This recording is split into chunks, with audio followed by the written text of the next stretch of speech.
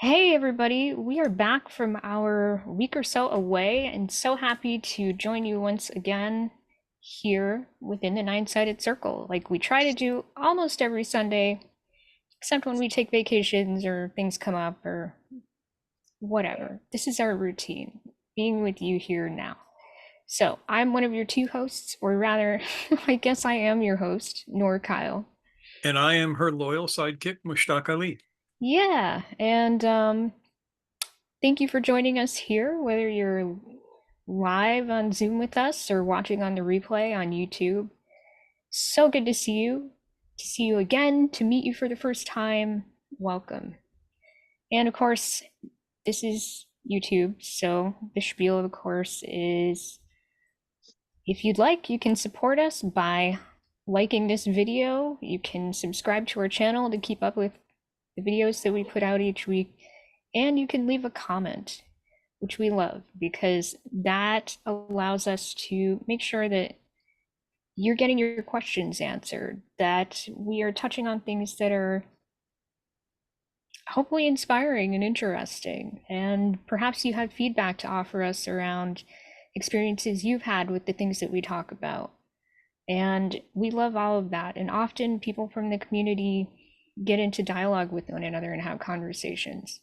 You can do it that way. You can join us on Facebook. You can like our page. You can join our Facebook forum. We call it a forum. The Nine-Sided Circle Forum is where people connect with us there. You can join our email list. If you don't want to be on social media, that's the best way to stay in touch. And And of you're welcome to course, send us long, detailed emails anytime you'd like. yeah, you're always welcome to do that. But another way to support us, of course, is to donate. And you can do that via PayPal, Coffee. Get in touch with us if those ways don't work for you and you feel really compelled. We do appreciate that very much. Yeah. This channel runs entirely on donations. We have no sponsors, nor will we ever have a sponsor. Nope. We are beholden to no one except our teachers and you guys. We get a little bit from YouTube, but it is really Yeah. minimal. And it's what allows us to have a little bit of control over our ads that get presented to you. We try to make sure it's not too much or anything too weird to the extent that we do have control over that. And in the spirit of transparency, when she says a little, she means about $100 every 3 to 4 months. Yep. So that gets fed right back into supporting the logistics of the work that we do. All right. So, other than that, you can do one-on-ones or two-on-ones with us. Send us an email to set those up. We have a bit of room right now, Yeah. and we'd love to work with you. If you want to work with us. If you don't want That's to the work thing. with us, then we hate to work with you. Yeah, makes it difficult for everyone. Yeah. All right. So without further ado, let's finally get to our topic at hand. This evening we are going to be exploring some things that we always find important to talk about. These are foundational ideas, and we're taking a slightly different approach to them this evening, using some fairly classical terminology that we want to share with you and help you grow to be more familiar with. So, Yeah. And this represents uh, the next phase of the nine-sided circle as this channel. For the yeah, last few years, we have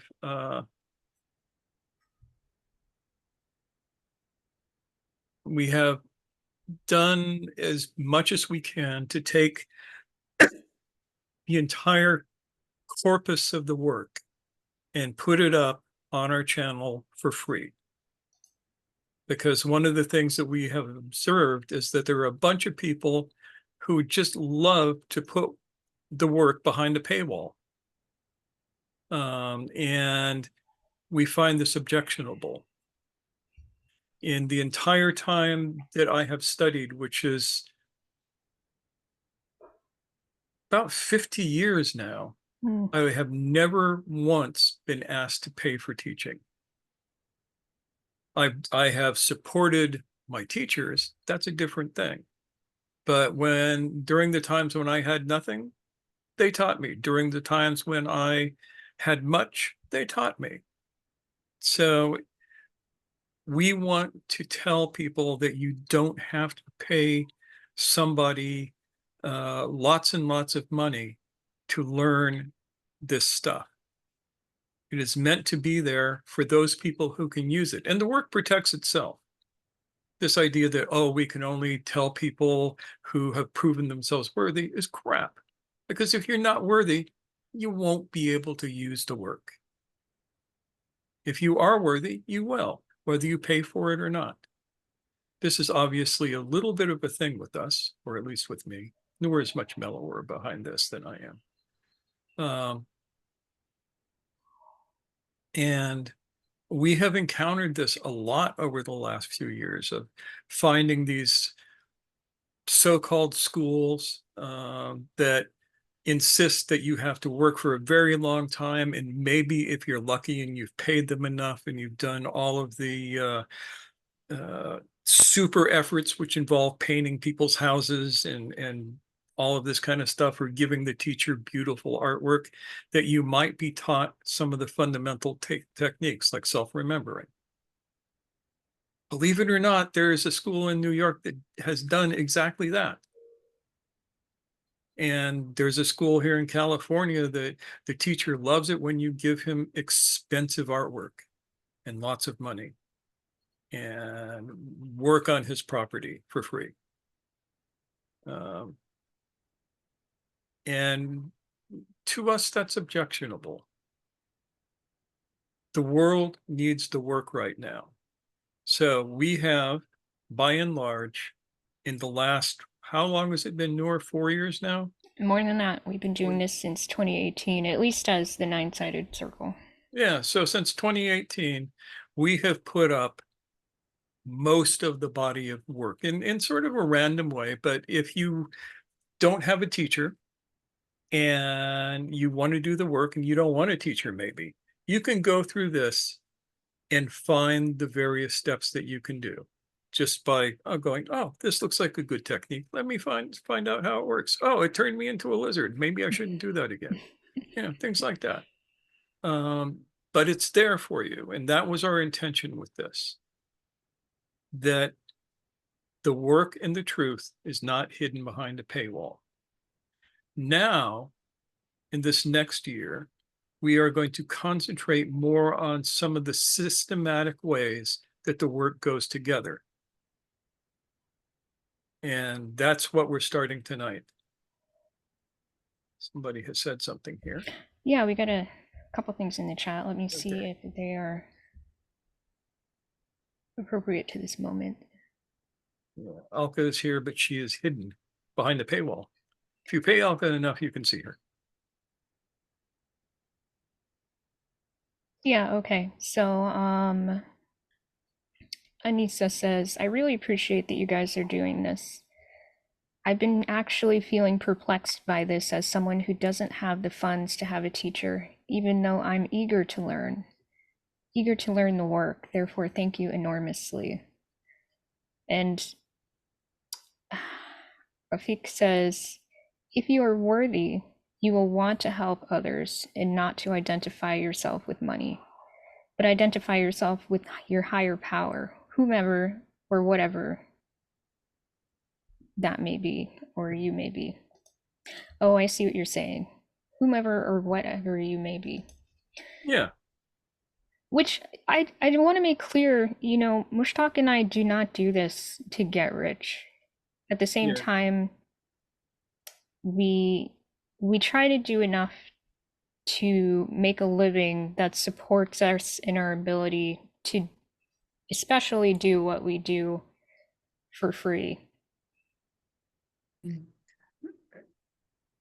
And so, sorry, Rafik, sure. no, and that's what brought me here, because the way that you're doing the work, it's amazing. You're not uh identifying with money, like what Mushtaq is saying, that other so-called uh, higher ups in mysticism or spiritual awakened do in some schools, but you are normal people doing normal things and treating everybody else normal. Hooray, normal. We've made Because it to he's, normal. Hot damn. yeah. But I understand what you're saying. Yeah, I mean, we're just folks. Who has said that? I don't know, but we've said that. Yeah. And we, Or as I like to say, we're all bozos on this. yeah. Yep. Yeah. Yeah. So And Anissa, you are exactly the kind of person that we have been building this for. I agree. And I wanted to say that when I got the chance. So thank you, Mushtaq and Anissa. Thank you for sharing that because I'm sure many people are feeling the same way. Yeah, that not everybody can dump $5 grand for a weekend at Mind Valley Institute, where they don't actually do anything but feel good. Yeah. Yeah. Yeah, I'd like Jonathan, to Jonathan. say that I'm one of the worst abusers. I've been plundering the free resources from this group for 4 years now. yeah, but we want you to do that. And one of these days, you will discover that implanted in all of those resources is an impetus to take those resources and go out and teach them to somebody in some way who needs it sometime, somewhere, somehow. And you'll never know when it's going to happen, man. It's just going to jump out at you and go, oh, I need to explain this to this person, and their life will be better. No doubt. Mm-hmm. Okay. So with all of that said, tonight's topic comes from our tradition more than any other. I mean, you don't find this in too many of the tariqas. It is Central Asian in origin, I think, though most of the terminology is Arabic. It doesn't make any difference because Arabic is the lingua franca of the Muslim world. Arabic is to Islam as Latin is to Catholicism. Mm-hmm. Uh, I will handle that. I got it. Just There people is popping in. a body of teachings called, okay, so early on in Islam, there was a philosophical or theological school called Kalam.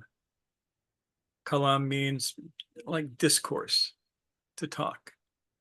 And let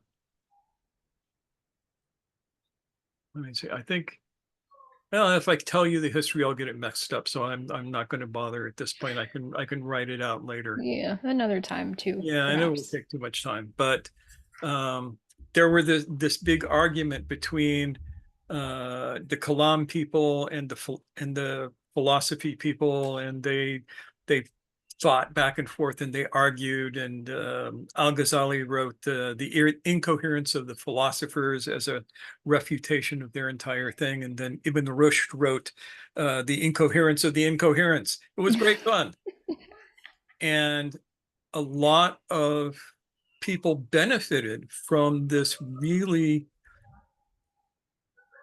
incisive discourse between these two groups. But there was a third group, and they created what they called Kalam al Batini. Batin means inward or hidden, as opposed to Zahir, I believe it is. Osama, correct me if I'm wrong on any of this, because I'm pulling a lot of Arabic out of my head. No, you're spot on.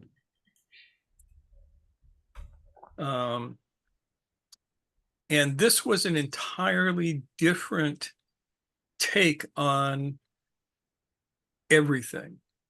And it attempted to remove the Neoplatonism that had snuck into both of these other schools and work from a more Sufi point of view. This is where those of you who have studied the Gurdjieff work have heard about inner and outer considering, whether you've ever had it defined to you or not, and we'll define it to you. And this is part of what I call the hidden conversation. So,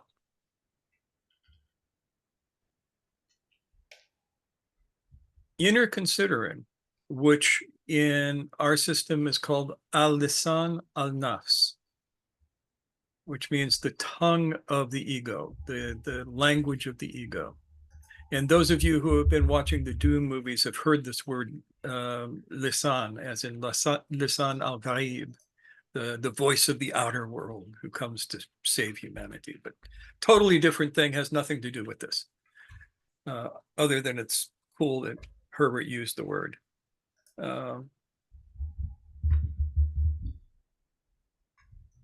Inner considering is a person creating a persona.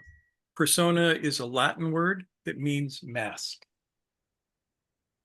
And we all create a persona that is what we want the world to see. And this is inner considering. Inner considering is the story that we tell ourselves, not just in language. Language is a big part of it, but in posture, in movement, in sensation, in tension in the body. All of this is part of the language of the ego. And we use it to create a narrative of who we are or who we want the world to see us as being. And it is inevitably neurotic at this stage. It's also completely unconscious and totally mechanical. And every single one of us has this.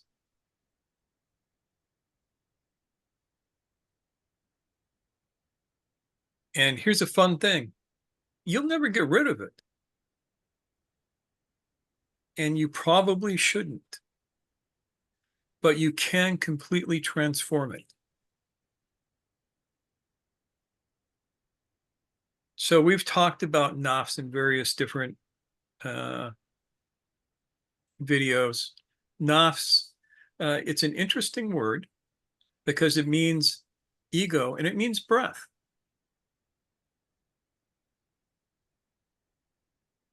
And it is a particular part of us. In Sanskrit, it would be the chitta, as opposed to the dhat, the essence, which would be the bod.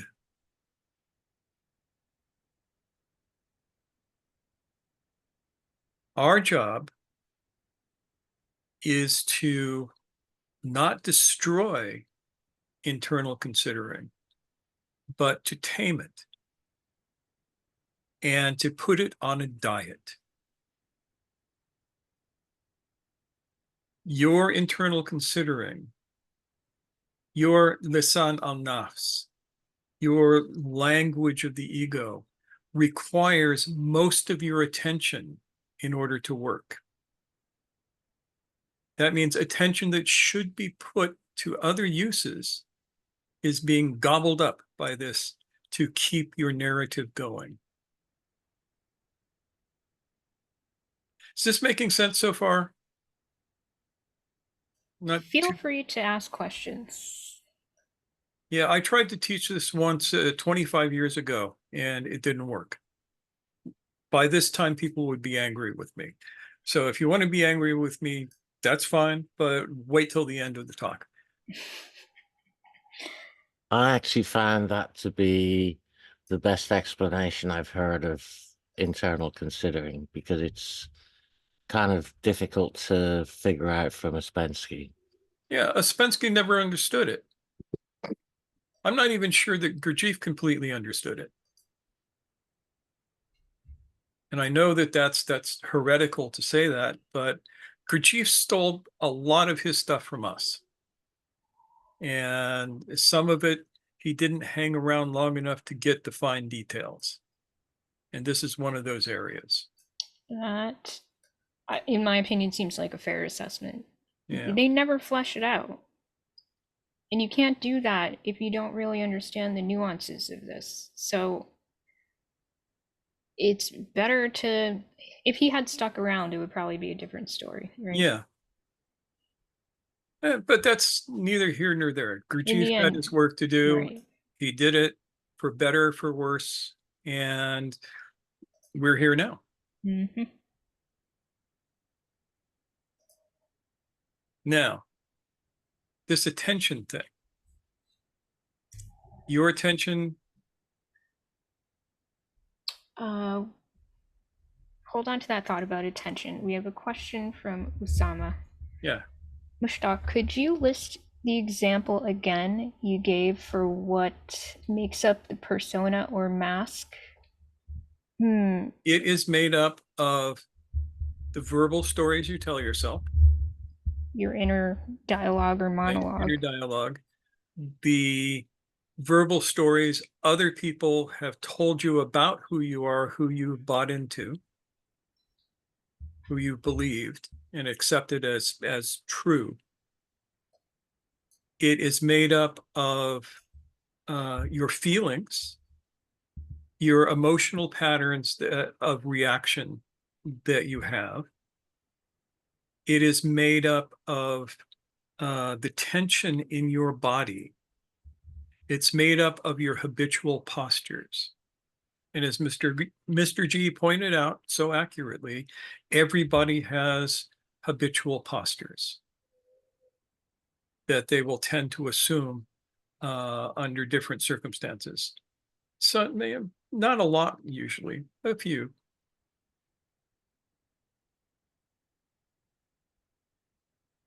What am I forgetting, Noor?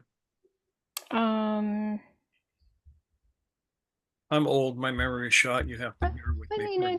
I think that's a pretty good way of describing it. It's a pretty good start. There will be more nuances emerging as we Yeah, I mean, one thing to remember though is that it is not just in your head. It's in your physicality. It's in your experience of your emotions and how you interpret them for yourself. Yeah, it's in all of those things. Entire body, and it's in all three centers. Yeah.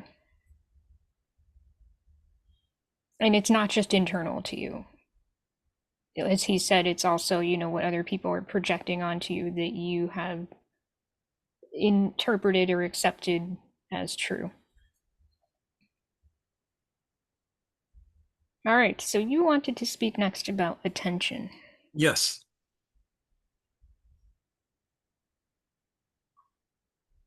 Lisan al Nafs requires huge amounts of your attention to function.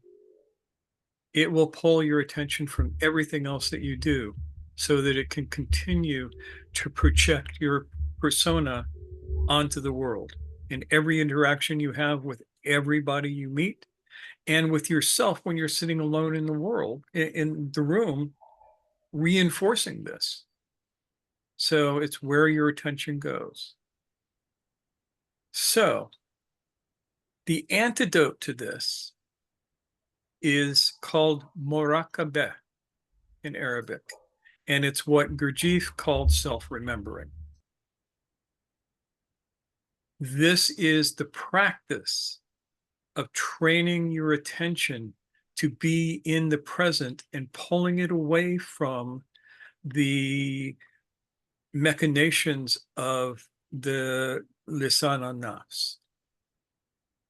This allows you to begin to enter into the state of, or the being of Lisan al Dhat or Lisan al Dhat, depending on the dialect of Arabic you speak.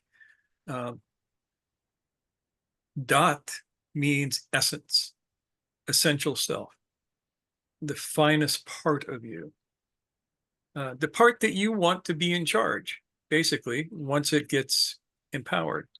Most of the time, it does not have access to enough attention to begin functioning. the practice of self-remembering begins to redirect your attention from the contents of your, we call it nafs al-amara, the commanding self, the part of you that is running your life right now and creating your persona.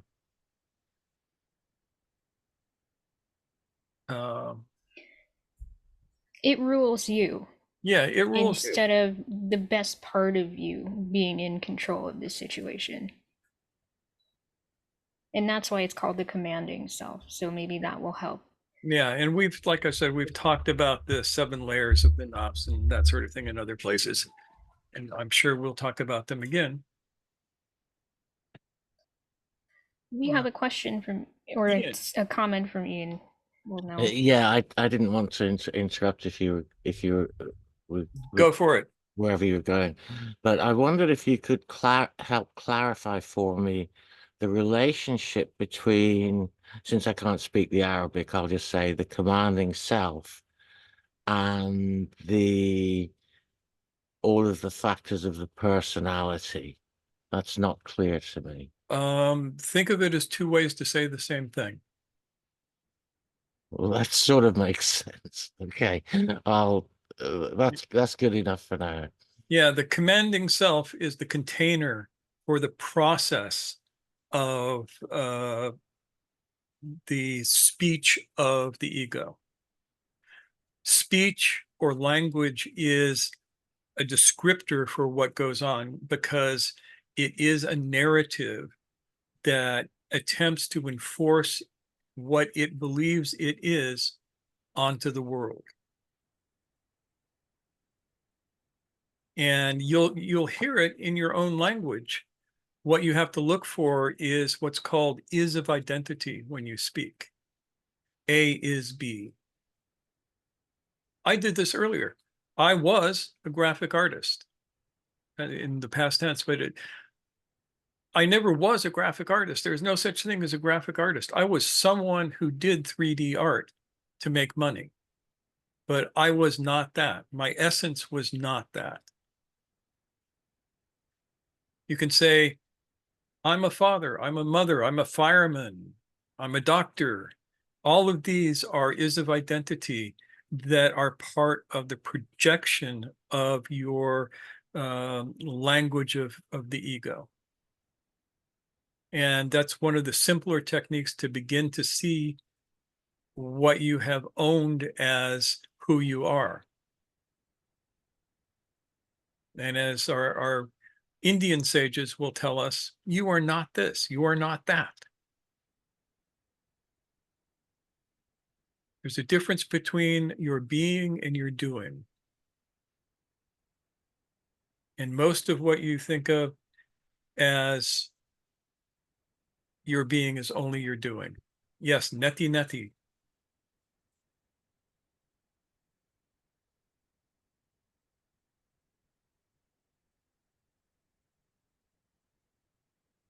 So when you begin to do self-remembering, and there's a few steps to get to where you can do efficient self-remembering. We've talked about that in other places too.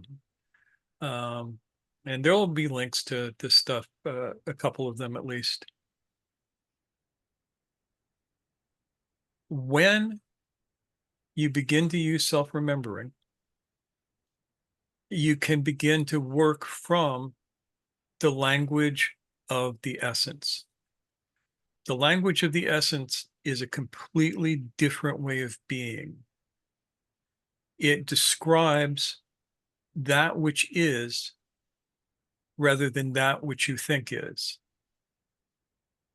There's not a lot of words with this. There's not a lot of tension. There's not a lot of anything other than being present. There are 2 words that we use to describe in classical times, they called them worlds.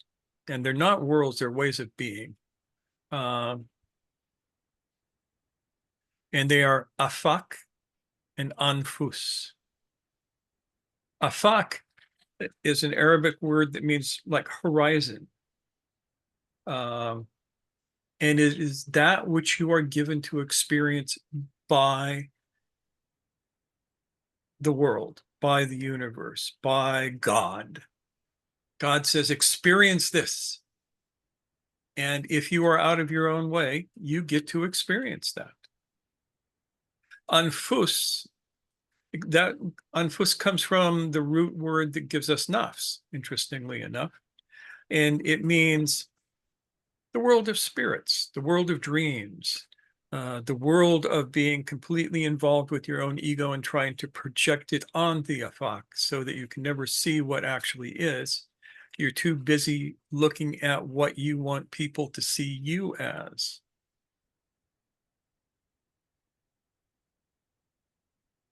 Does that make sense? So we say the process is to move from the anfus to the afak, to experience the world purely as it is and have our attention on the present, not on the infernal narrative that is constantly going just below the ego.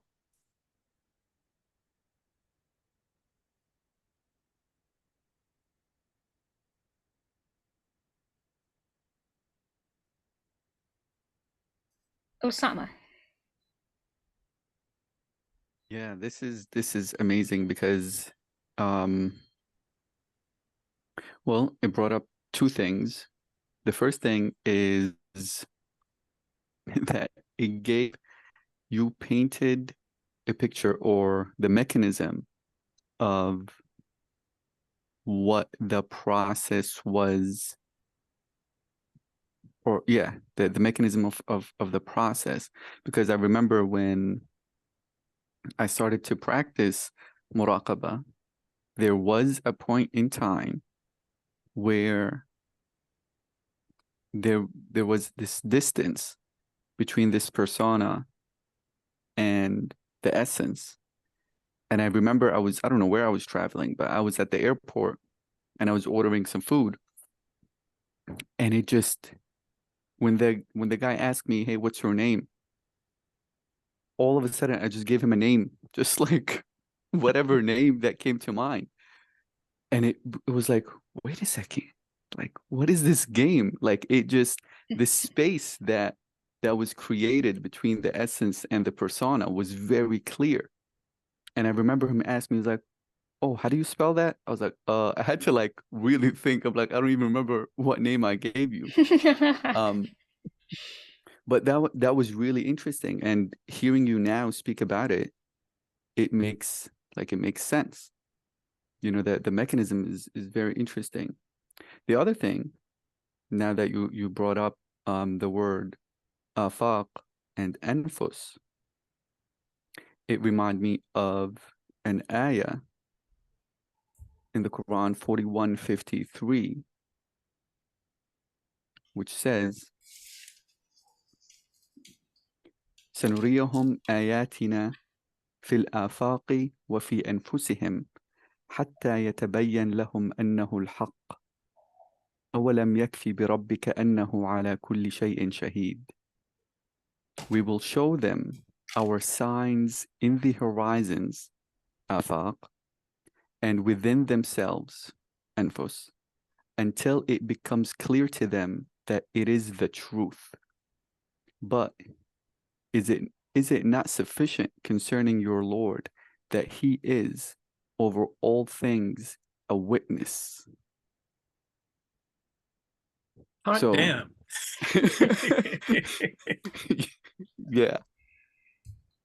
yeah. So I'll put that one in the chat because if it's very, It's to the point, yeah. yeah. That's it. Excellent. Very cool. Thank you, Osama. Yeah, that is so perfect to the moment.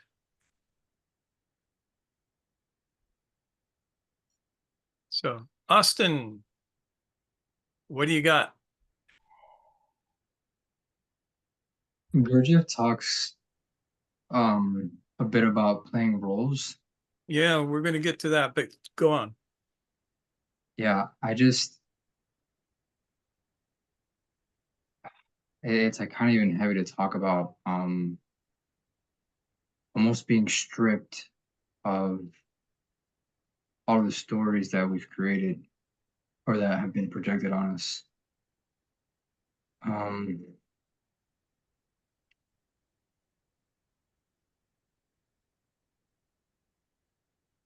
in some sense, I almost find it like that there would be so much resistance to that, right? Because we've created this identity and it's been reinforced for such a long time. And when you brought up, right, like the sages, like not this, not this, who I consider my very first teacher was Nisargadatta Maharaj.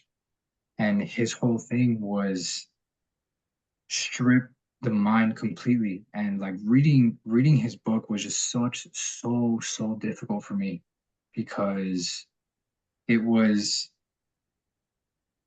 there's a story where he's giving a lecture and then there's like this famous yoga teacher and he's telling him like, oh, who are you? I mean, he's telling him, this yoga teacher's telling him, well, like I'm this, I'm that. And he looks at him and he says, no, you're not. And so there's a guy standing behind him and it was almost as if like Maharaj had like a rock, he threw it right at him and just like shattered him in pieces. Right. And so I almost question whether we're ready to be stripped And the of our answer is, responsibility. go ahead. I don't mean to interrupt you. Yeah. I was just gonna say I almost question whether we're ready to be stripped. Yeah. The answer is stripping is not necessary and oftentimes not helpful. If you want to sit alone in a room smoking beaties and people come and ask you questions and you tell them whatever's in your mind, it's okay. The Sufi says something different. He says, or she says, that you take your attention away from the persona, away from the mask, and give it to the essence. When you do this, the parts of the mask that are unnecessary begin to dissolve away because they're not being fed. But the mask stays. As a matter of fact, you can then have several masks because they're necessary for being in the world. Right now, you are watching my teacher mask speak to you. This is not me. This is not who I am, as Noor can tell you. And if I was just being in my essence, I would just sit here happily looking at the pretty picture behind me and being in the room and being present. And I wouldn't have anything to say. So I have a series of masks that I use consciously to communicate with the world and the people who are given to me to communicate with. The trick is, I know that none of them are me. They are means of communications, like a cell phone is a means of communications. And yeah, the Maharaj's thing, and this was the "Who are you" thing is from what's his name? I forget his name for the moment. Another big guru. He said, just ask yourself who you are until you know, and that's it. And as far as it goes, yeah. But if we are going to be in the world, and our fourth precept is Khalwat Anjuman. Khalwat is the solitude, the retreat, but in the world, in the crowd, we have to be able to manufacture the masks through which people can perceive us. It's not even, I need this mask to speak to you. You need this mask so that you can hear me. Mm-hmm. Yeah. And so because I can create a mask consciously, I try to create as pure and as happy and as funny a mask as I can make. because why have a stupid mask? And it's not even quite being quote unquote in the world, but not of it. There's an embracing of being of the world in such a way that one can be in a position of agency while doing it. Yes. And you can respond rather than react, and you can initiate through your will. And once you begin to reclaim your attention, that energy feeds the other two parts of this, which are your presence and your intention. These are the three things that you actually have. You only own three things in the world. These three things belong to you. Nothing else belongs to you. And these are your attention, your intention, and your presence. Nobody can take those away from you. I mean, you know, they can like shoot you in the head and those things will go away, but it takes at least that.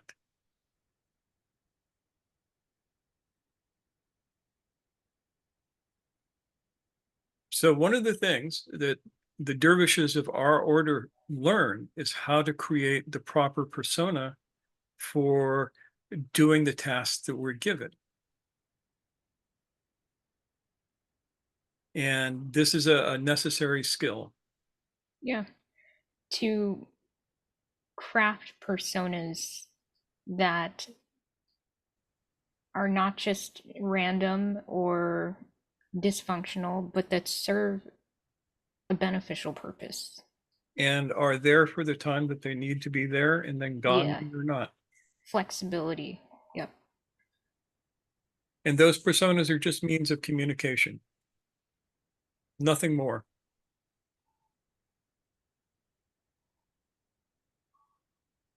So Austin, when you are doing trance on a person, you're doing this, right?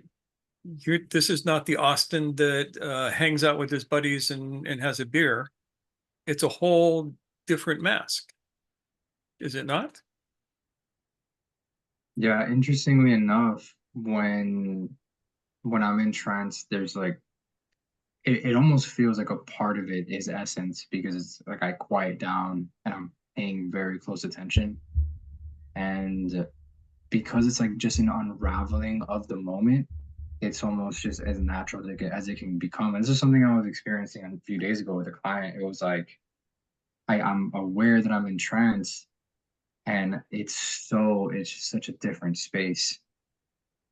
Yeah, but for sure when I'm the initial like discovery call with someone, there's this, hypnotherapist role that I play and I'm here to help you and stuff like that. But and that for the most part is an unconscious thing. I'm doing my best, right? As we all are.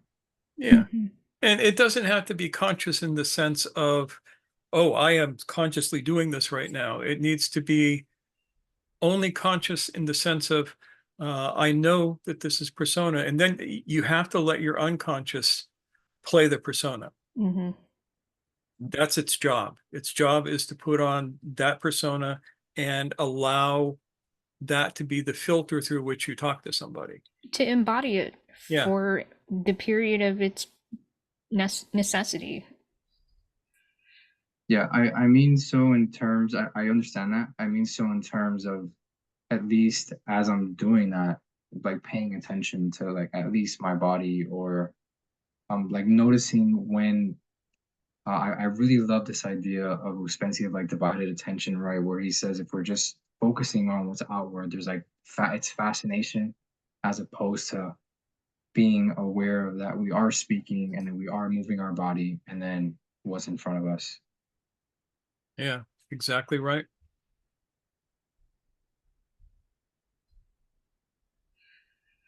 So how are we doing so far with this? We do have a question from Anissa about what you just said about the unconscious kind of operating the persona. She asks, how do you control the molding of the persona if you let your unconscious operate it? You don't actually control it as much as you and your unconscious mind work out together how it should be. Now, I know that doesn't make a lot of sense at this point. But how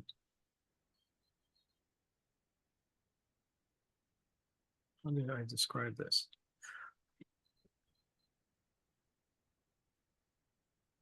One of the things that you learn is to trust your unconscious. Once you can get your unconscious away from having to run the Lisan al Nafs all the time, there's a lot of computing power there for doing this kind of stuff.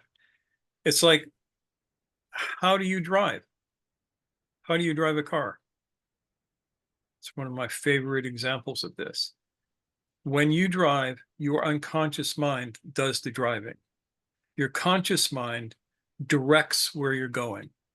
But if you were to try to drive consciously, you would wrap your car around a telephone pole. There's too much going on.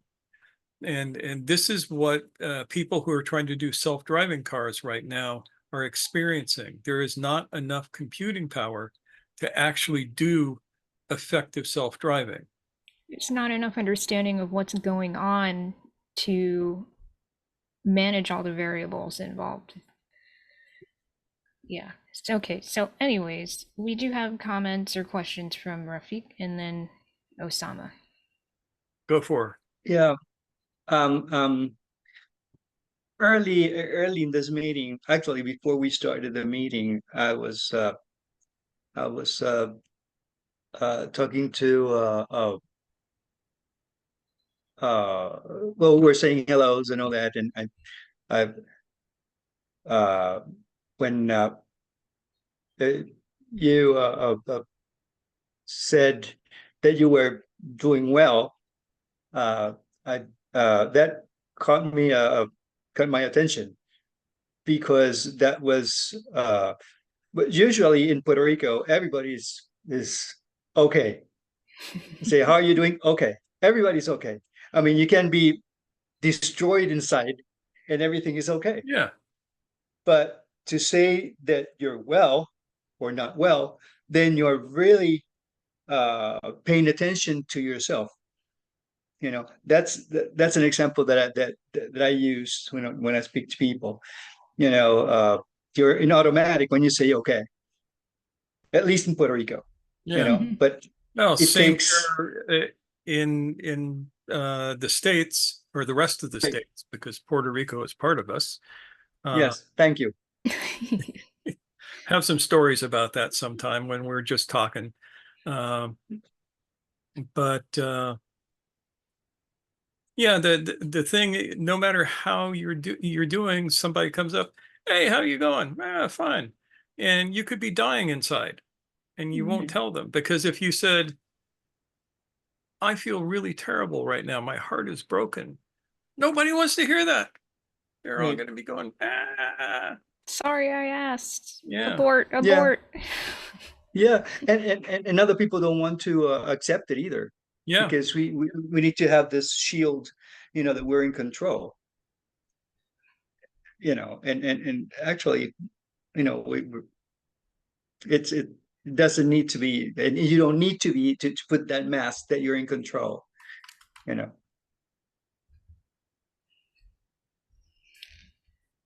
Thanks, Rafiq. Osama, how about you? Yeah. I just want to comment regarding Anissa's question and what Austin mentioned as well. I think one thing that's been helpful for me is realizing and understanding the power of intention, kind of what Mushtaq, what you mentioned. And that can be on a practical level. So even before starting a session with a client, to intentionally, or have that the intention of, hey, I'm starting this session right now, and I'm consciously wearing this persona. I'm consciously putting on this this robe. I'm consciously putting on this mask, and sometimes even wearing a particular maybe jewelry or particular I don't know, perfume, cologne, whatever, something that can ignite that persona or that that mask, brings it, makes it awakens it, if you will. And at the same time, and this is for Anissa's the comment regarding Anissa's molding of that persona, if we're going to allow it to be unconscious, there's level of kind of what you said, Mushtaq, this level of trust. And this is why I like using crafts or music or martial arts or something like that for somebody to really experience that state of flow where the unconscious is really just operating, or kind of like what you said, it like you're directing but you're not directing. And music for me has been a really good space in order to feel that, because at the end of the day, that's a mask, that's a persona as well. Yeah. Right. I'm a musician or whatever it is. It's a mask, but it has to come with this intention. I'm wearing this now. Bismillah, let's go. like like that. And in thinking about this, I think about how I learned to be a teacher. And it was creating a story of me as a teacher. And I wasn't the only one creating it. My teacher created it first. And he did it by having me teach. He would say, tonight during Salvet, I want you to explain to everyone this or that. And I would do it to the best of my ability. And then afterwards, we would sit down and he would go, okay, you did this part really well. You screwed up here and you could do this better by doing this. And he would tell me the story of how I could teach better. And eventually I started telling myself stories of how I could teach better from all of the teachers that I've ever had, because I realized they were all telling me stories about how I could be a good teacher. And if I ever do good teaching, it's their fault, it's not mine. If I screw up, it's my fault, not theirs. Yep. So that's I think a deeper answer to Anissa, how you do this. You create the stories. Yeah. And this is sort of a sidebar topic, but you did mention, like jewelry you put on, clothes, phrases that you might use to kind of cue yourself into the persona that is called for in the moment. And that's a real thing. That's something you can do to kind of grow not only your repertoire in terms of like, when I go to a party, this is the persona I put on so that I can have a good time and other people can enjoy my company even more. But we have so many opportunities to build out our own creative toolkit in terms of how we navigate the world in a way that it's not fake, it's just intentional. And I think we get confused about that, but I think that it's important given that we move through so many different contexts in a day. And we are designed to be complicated like that, designed to be complex, and to have many facets of ourselves, all of which have meaning and significance and have a reason for being.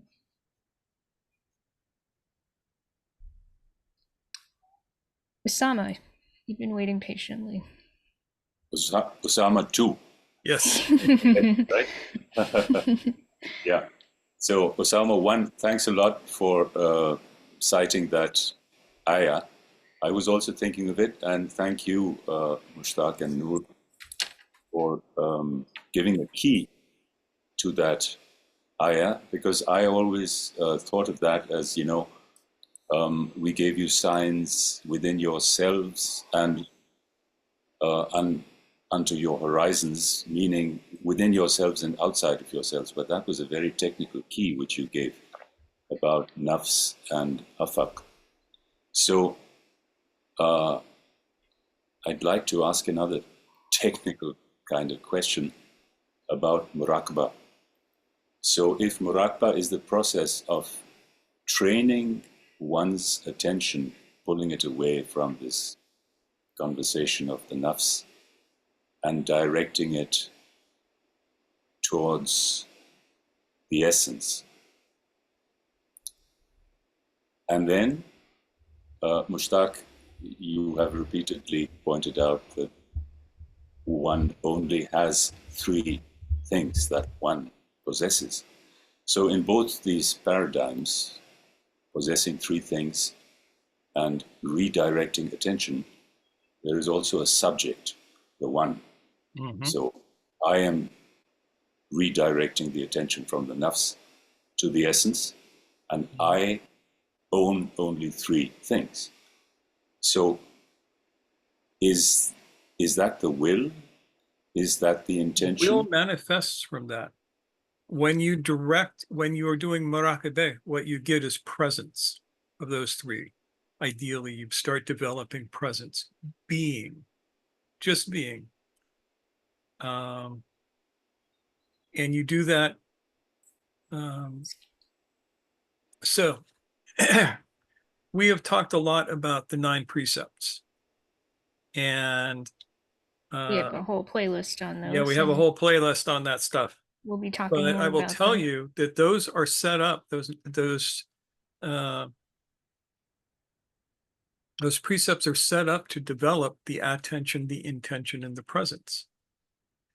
And we say that attention has 3 dimensions that give it volume.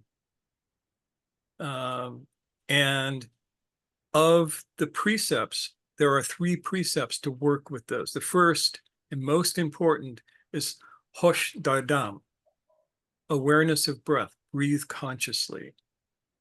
I wrote some years ago, bringing one's attention to the breath is the first step to awakening the essence, so that the first part of attention is placed on the breath. This does not mean that one changes one's breathing in any way. It is just breathing with awareness. The second is nigadasht, watchfulness. The second part of attention is placed on the immediate perceivable environment. This is done with a kind of soft focus, taking in everything, not sharp focused on one thing, but allowing the whole environment to be there for you. Taking in everything as a whole without making comment on any part of the environment, and being careful to avoid allowing one's attention to fixate on any object or group of objects. The third facet of attention is called yadasht, which means recollection. It is to turn the attention reflexively onto your own awareness. And when you do those 3 things, you enter into a state of presence. Does that make sense, or is that like too? No, that's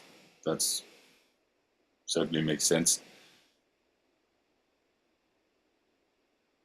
Feel free to ask whatever you need to get more clarification if I can give it to you. I was thinking along lines that the nafs is something which we all know, at least I know very well, because it's like there all the time, it's observable. Yeah. It makes itself a nuisance. But the essence remains an abstraction, at least for me. Yeah. So that's why I said a technical question. Here's the weird thing. The essence is there all the time too. Yeah, that's what I wanted to say. Essence is fixated on nafs. It's confused. I mean, it itself is not confused, but our experience is confusion. Yeah. So essence is identified with ego. This is, did you know that the very first translation of the Yoga Sutras from Sanskrit was into Arabic 1,000 years ago? Interesting, because both Sufis and yogis back then understood that the teaching of awakeness is to still the mind, so that that which sees is in its proper place as witness. And the fourth line of the Yoga Sutra says, at all other times, the witness, the seer, is identified with the objects given to it to be seen. And that's the problem.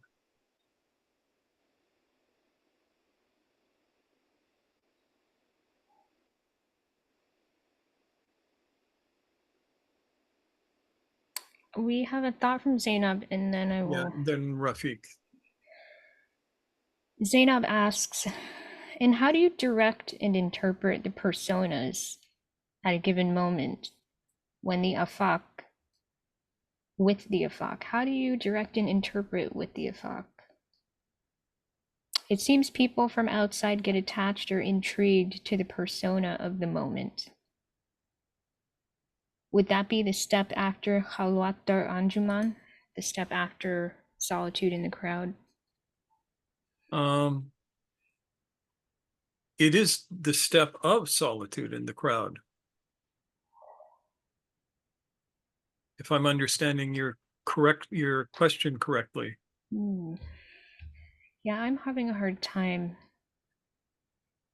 quite following the question too. I'm sorry, Zainab. Yeah. Are you talking about other people becoming enamored of your personas and expecting you to be them? Yeah. Okay. Yeah. Yep. Yeah, we know That's a about that, thing. especially if you're a woman. Yeah, I was just talking about this the other week, right? Yeah. I think that, at least in my experience, that's like, I think we all do experience that to some extent, but it's like a hard mode thing that we have to grapple with and detangle ourselves from. And when does that happen? I agree with Mushtaq. I think it's part of the solitude in the crowd, because people are never going to stop projecting their ideas of who we are onto us. How do we cope with that? It's like we have to,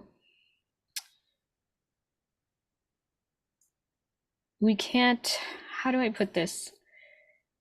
I almost have this visual of like tendrils coming at me and not exactly putting up like what people call a boundary these days, but a sense that I don't have to let those touch me. I don't have to let those define who I am.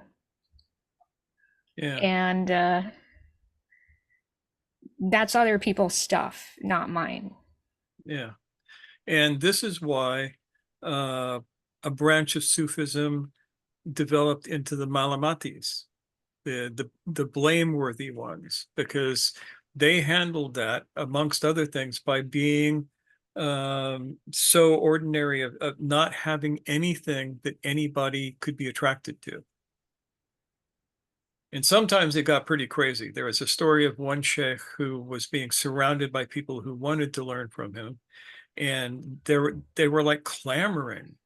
So he goes over and he hikes his robes and he pisses against a wall. Everybody is horrified. How I'm could you do this? repulsed. Oh my God. Oh, no. Unclean, unclean. And 3/4 of the people who wanted to learn from him go away. And of course, the ones who stayed became his students. I don't recommend that people do this as a methodology until you get to that level of mastery. I wouldn't do it. Yeah. I think for women it tends to backfire, unfortunately. Yeah. But there is this sense that, yeah, people, I mean, we will never escape people projecting their own stories onto us. And knowing that makes it easier to navigate that. And I'll admit, sometimes use it to strategic advantage. Keep that in mind too. It's kind of like, you know, the Aikido flip. How do you use people's assumptions about you for a higher purpose?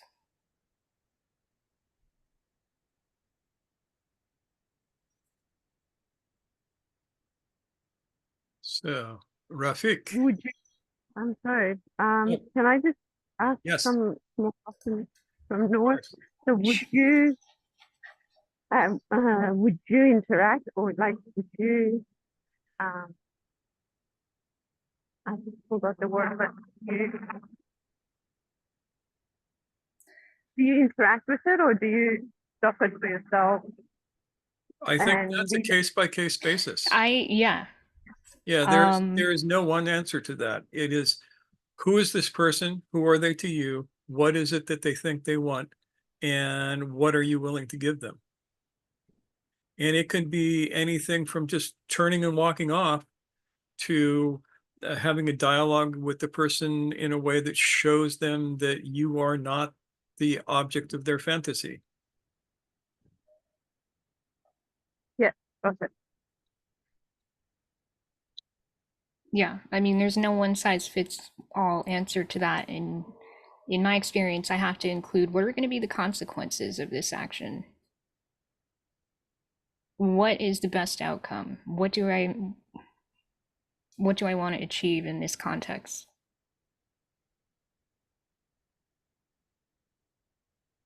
And sometimes it's, how can I keep myself safe so that I can fight this battle another day?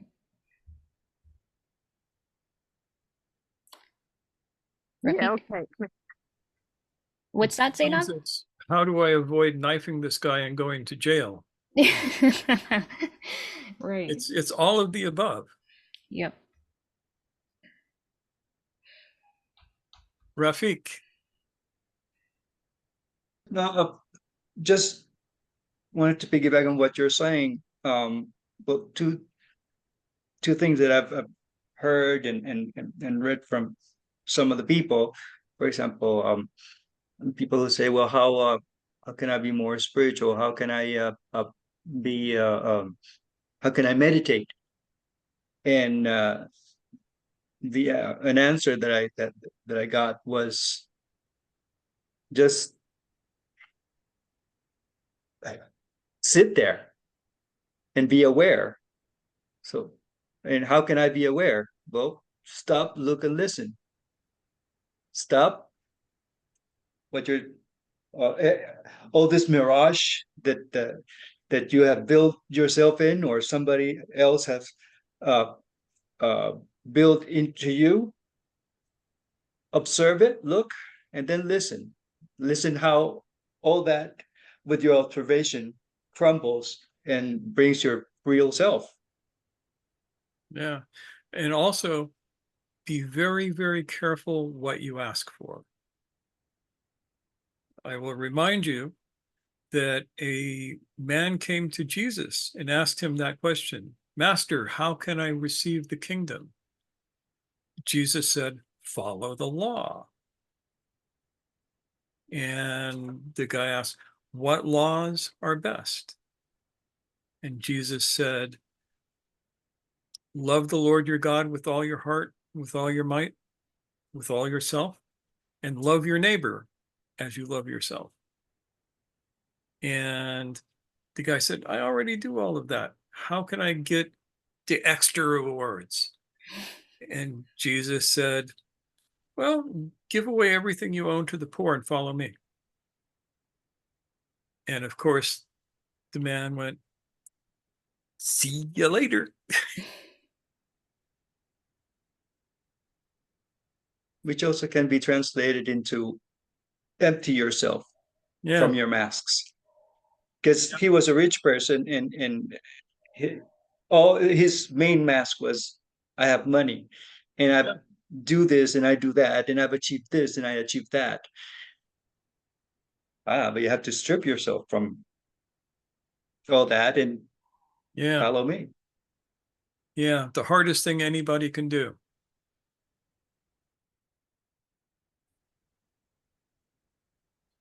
Yep.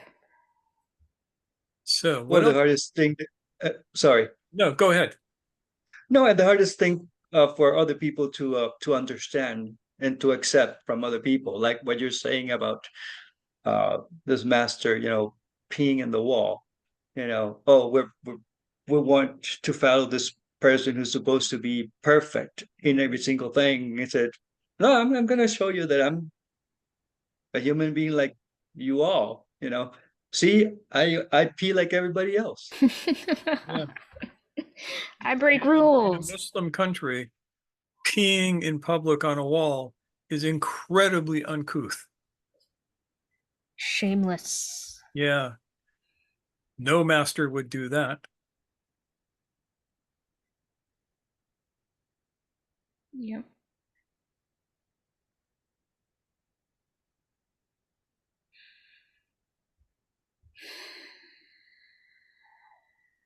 Phew. Covered a lot of ground. Yeah, and we've only covered this much of the material. I was just thinking, though, it's taken 25 years to get to the point where we can actually talk about this in a way that seems to work. Is that That's causing people exciting. to Yeah. reject it? Yeah. Yeah. And that's 25 years of us having to work on ourselves to get to the Well, point where we can talk about this. Can't make okay. it about the other people. I haven't been doing this for 25, but it's been a while. Can't say it's been quite 25. Yeah, it's been what, 15? Probably more than that though. Yeah. Yeah. Yeah, so Yeah, I can certainly say that this session has been quite remarkable for me. It's been one of those that seems to be really addressing a whole bunch of stuff that's been building up.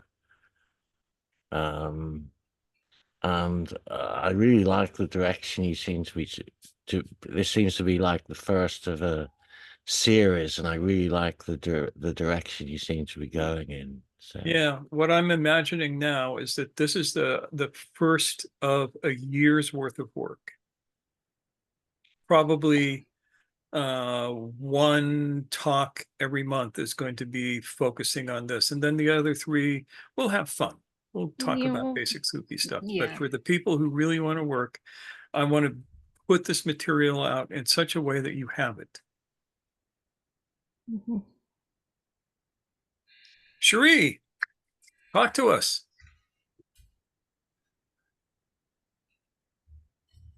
This morning, I was working with a client and she is very, very well trained. So this is her very first session with me. And what you're describing about trying to get in touch with that essence, it made me think of this person is so well trained, but she couldn't let go of her training to actually hear of something new and fresh. And so when we're learning to get in touch with our essence and just knowing that difference, there's often an imitation of form before it actually is a true knowing. Oh, that's what that is. And it takes that 25 years of constant practice to get that glimmer of, oh, now I know what you're talking about. It's like, this used to go right over my head and I'm going, what are they talking about? But the being real, really real, and feeling it in the body, because that's the only place I can actually sense it, is that I know when I'm sort of maybe a little bit authentic, or I'm trying to please that person so they don't get offended, or not to get myself in trouble, and all those things. It takes a lot of practice to get that confidence to recognize, am I imitating, or actually am I connecting in a way that I recognize that's a story. I've just added that little layer on there just to maybe get some connection or understanding, and then recognizing, was that really my essence? And so it's like picking up glass marbles with chopsticks.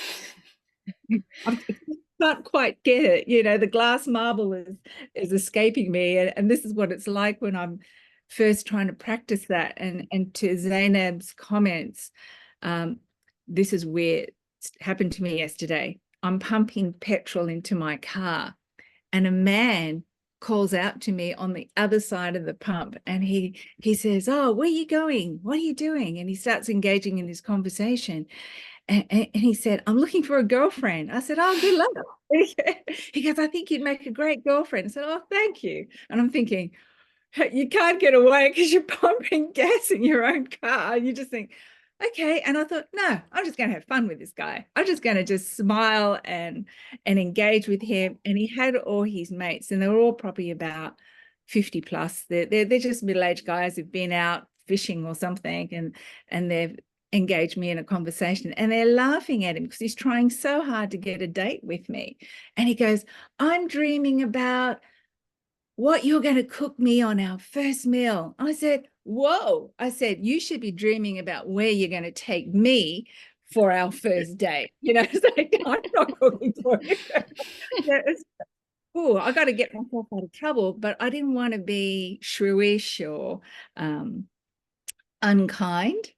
And so engaging in humor, and I was feeling myself in here. Am I talking from here, or I'm talking from in here? You know, so there was a bit of a back and forth in that.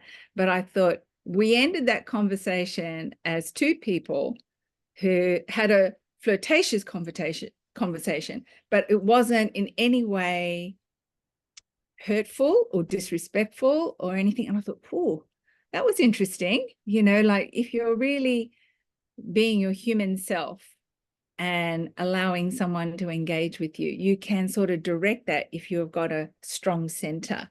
And so what you're talking about, you know, getting in touch with your true essential nature, I'm thinking, yeah, when you're there and you're grounded and you're breathing, it's okay. You're okay there. And it takes practice over and over and over again. So I've got to recognize, when am I imitating, or actually am I really truly sensing? And it never is easy, and it's never the same every time. It's different. So that's my comment. Yeah. Thanks, Shri. Yeah, I mean, you covered a lot in that. I think that it can feel like a little bit wiggly, like it's a moving target, and that's why it's an ongoing practice that we're working on basically our whole lives through, to have a keener and keener sense of, you know, what it feels like literally to be in a state of groundedness and self-trust and curiosity, and all of those things come into play, including, you know, keeping our senses alive. So if that, God forbid, had become a moment of, oh, this is getting weird, you would feel that shift and you would respond in the way that was appropriate.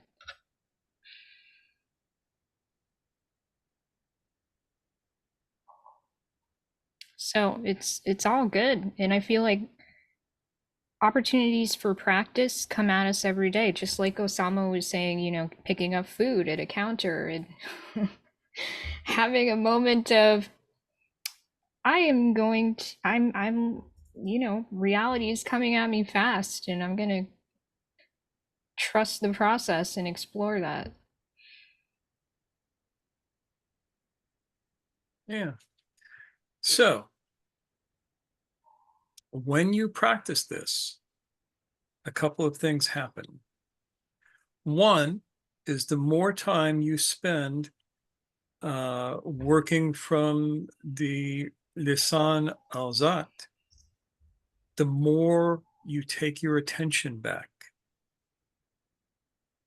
And the more you learn to communicate through the Lisan al Dhat, the more people around you will begin to entrain with that. You know, the idea of entrainment? Yes, no, maybe? Entrainment is when two objects that are vibrating near the same frequency, when brought within proximity to each other, begin to vibrate at exactly the same frequency. You have two cuckoo clocks on a wall. You start the pendulums swinging, and they're swinging like this. And in a minute or so, they end up swinging like this. They entrain. You have two heart cells, living heart cells in a petri dish, and they're both beating because that's what they do. And they will be beating at slightly different rates until you bring them close to each other, not even touching, but just close. They'll start beating in synchrony. The universe is full of examples of entrainment. And part of that is the higher entrains the lower. The stronger vibration entrains the weaker vibration. So merely by being around people, if you are operating from a state of essence, you will encourage other people to move to their essence. It's a weird thing.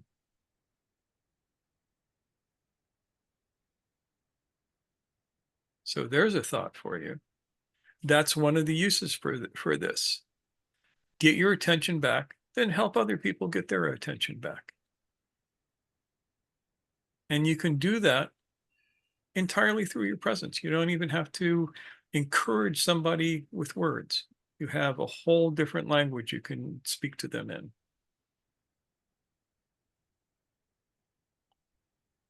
And little by little, the world might become a better place. We like this.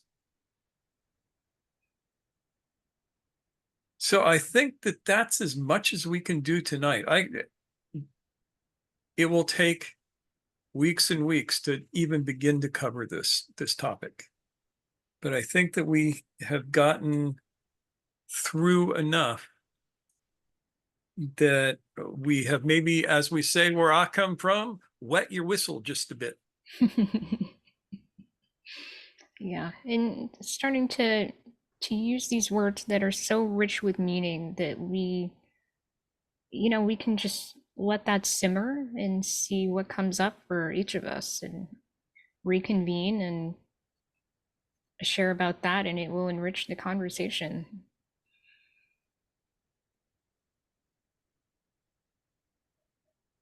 One thing I'm excited to think about is we're talking about like the tongue, the language, right? And this whole thing as a package is called the hidden conversation. So we are learning how to have that hidden conversation by basically, metaphorically speaking, learning a whole new language.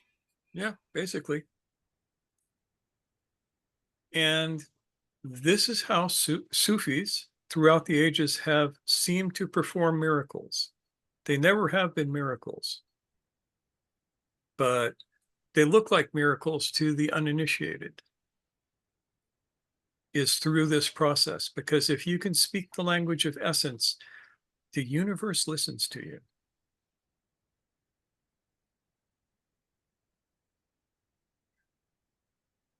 Yeah. Ego says, I want. Essence says, I am. I am in the broad sense, not in Yeah. the identifying sense. Yeah. Yeah, The the bigger big picture, esoteric sense. Yeah. Yeah, even though it was translated wrongly in Exodus, the old I am that I am.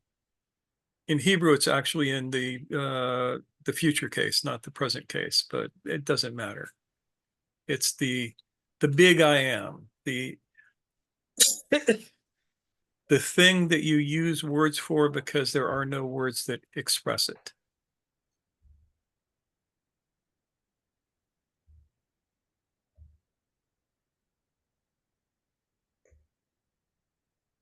So, any last questions? Any last thoughts? Thoughts going once. Thoughts going twice. I myself am thinking about dinner. Kebabs. Kebabs, yes. Beef kebabs. All right, I'm going to Well- switch this over. Oh, I have a question. I don't Sure. know, and you can We'll answer just it sit here and be as hungry. sorry. You can just answer it as quick as possible or whatever. But a question that came to mind is, at what point does how does a person know that a mask or a persona needs to retire, number one, and when to create a new one? That is such a good That question. is such a good question. And I We feel may have like to do it's an entire talk a on that. huge one. Yes, But in we cannot brief- quickly answer that. I'm excited to have that question. But Yeah, but in brief, we can't answer it, but I can say all of your unconscious personas, you can retire. Especially the ones that you have used to describe the world as, what's the word I want? Hostile, failing you, anything like that. The things that evoke negative emotions in particular, they can all be retired. Then your masks become situational.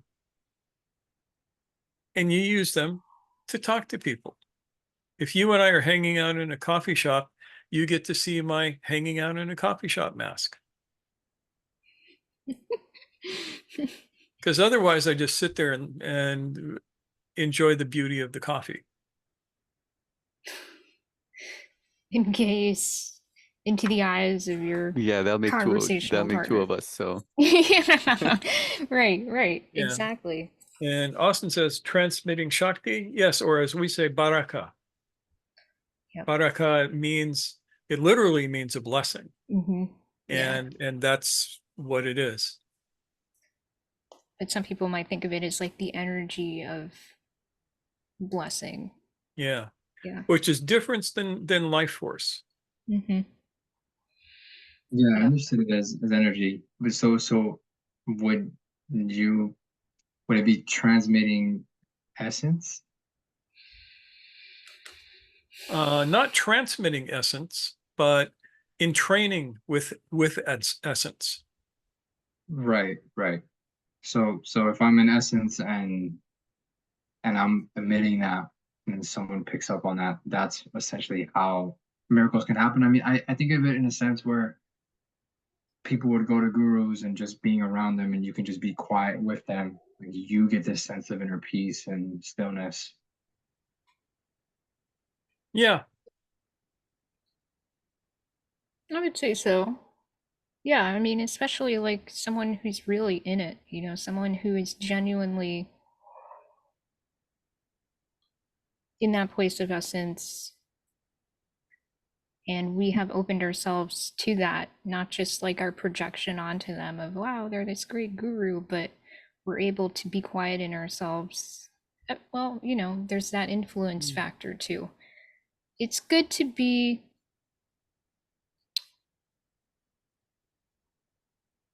as discerning as we can be, but I love that it's possible for us to connect in ways that really don't involve forcing anyone to be any particular way, just to be present with them. Sometimes that's the most we can do. Yeah, I really liked how you mentioned how one can project that onto another person. Like, oh, this is the teacher, he's the guru, and then that's the mind creating those stories about this person, and we know the mind can create, you know, senses in the body, and Oh yeah. that's like a whole rabbit hole that Right. Oh yeah, and it happens all the time, and it happens. I'll tell you a story. So Here we go. Dinner yeah, awaits. dinner is a little ways away. So I'm at a Native American church meeting some years ago, and it's one where white folks Bye, were Rafiq. invited to See you come. later. Yeah, sorry. Who was going? Rafiq has to take off. Rafiq, I'm sorry you're taking off, but it was nice to finally meet you face to face. So Story. there was a lot of people there, big meeting. And there was one guy, everybody knew him. He was there, a Native American. Was he Arapaho, I think? And I could hear some of the white folks talking like, look at that guy. He is so spiritual. He sings so good. He must be a medicine man. And I know this guy. The guy's a drunk. He's in that meeting to work on his alcoholism, not because he's a spiritual guy. But I listened to these people project this shit all over him. It's like, I didn't want to tell him because I figured they might give him some money or something and he'd need it. But yeah, you got to watch out for that. Your projections will get you in trouble. Thank you, guys. So that's basically it. I'm going to switch over to Brady Bunch mode here. Brady Bunch mode. Where are we? You. God, I hate this new gallery. But there we go. There we are. All these smiling faces. We are so happy to see you. Okay, so yeah. Wave goodbye. Thanks, everyone, and we will be here next week. Everyone. Next week with more of this weird shit. Yep. All More right. of our weird shit. Take care. Bye, everybody. Bye.